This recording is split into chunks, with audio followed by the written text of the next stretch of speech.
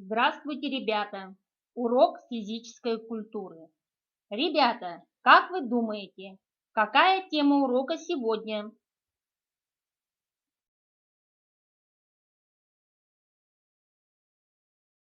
Урока казахские национальные игры. Асық-ату.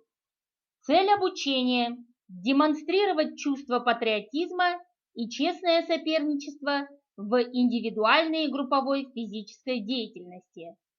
Цель урока – формирование у детей уважения к историко-культурному наследию казахского народа, повышение интереса детей к знанию казахских национальных игр, приучающих к ловкости и меткости. Казахская национальная игра асық признана ЮНЕСКО как часть культурного наследия человечества. Игра является хорошим примером позитивного взаимодействия, социальной сплоченности и дружбы. В асыке чаще всего играют дети.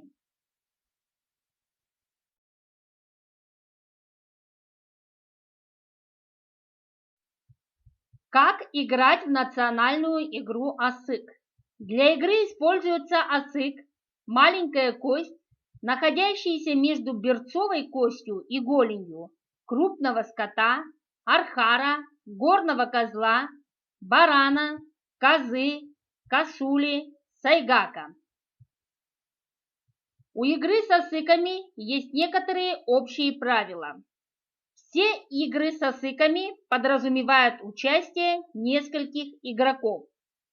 Положение алши всегда наиболее выигрышное, поэтому, кидая асык, нужно стараться положить асык именно в это положение. Очередность броска между игроками определяется жеребьевкой. Игроки одновременно кидают свой биток сока. Игру начинает тот, чей сока выпадает в положение альши. Если битки нескольких игроков выпадают в положение альши, то право первого броска разыгрывается между ними. За единицу измерения табан всегда берется расстояние, равное длине стопы именно бьющего игрока, тем самым соблюдая принцип справедливости.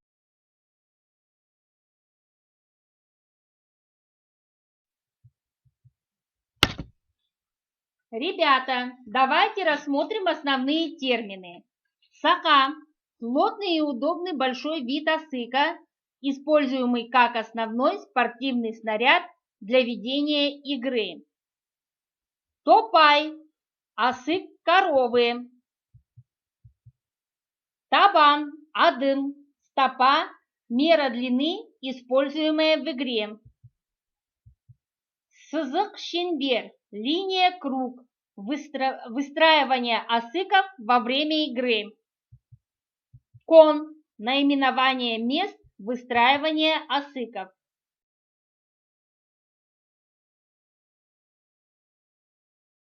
Каждый асык может принять 4 основных положения. Алши – первый, тай – второй, бук – третий, шик – четвертый. Алши – положение асыка на одном из ребер, при котором вогнутая грань асыка с углублением смотрит вверх. Первая по значимости позиция. Тай – положение противоположное альши. Более ровная грань асыка смотрит вверх. Вторая по значимости позиция. Бук – положение асыка плашмя, при котором выпуклая сторона смотрит вверх. Третья по значимости позиция. Шик – положение асыка плашмя, при котором вогнутая сторона смотрит вверх. Четвертая по значимости позиция.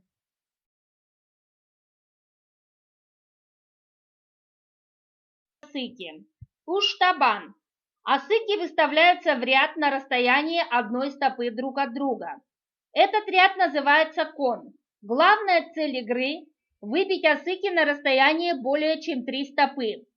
В этом случае игрок забирает выбитый асык себе. Если расстояние, на которое улетел осык, меньше, чем 3 стопы, выбитый осык остается лежать на месте. Игра начинается со стартовой линии, но каждый последующий удар начинается с того места, куда упал сока. Чембер жасап ату.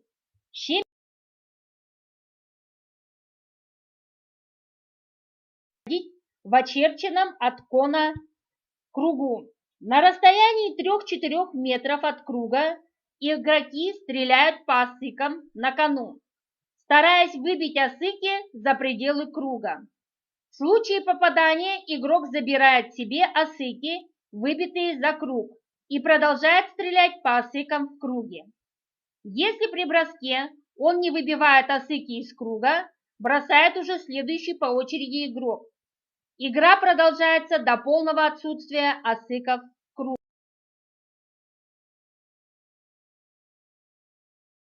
Шагов нужно начертить 2 кона. Игроки ставят на кон свои осыки.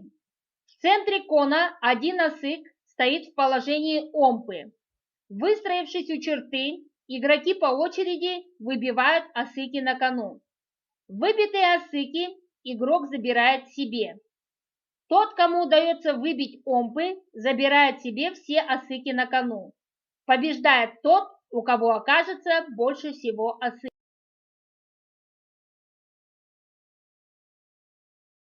Ханталапай. Это игра для самых маленьких. Игроки садятся полукругом перед ведущим. Ведущий забирает все осыки и со словами «Ханталапай» раскидывает их перед игроками. Задача игроков – собрать наибольшее количество осыков. Игра учит маленьких детей счету. Ребята,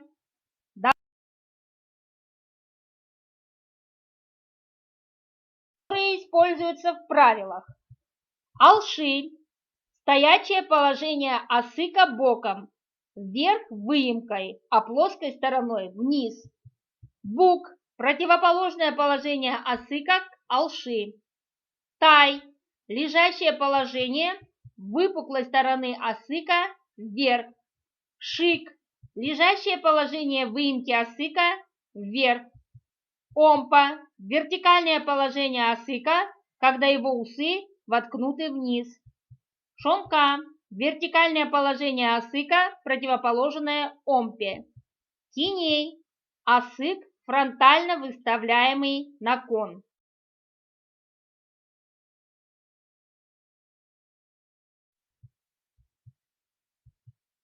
Ребята, что вы сегодня узнали?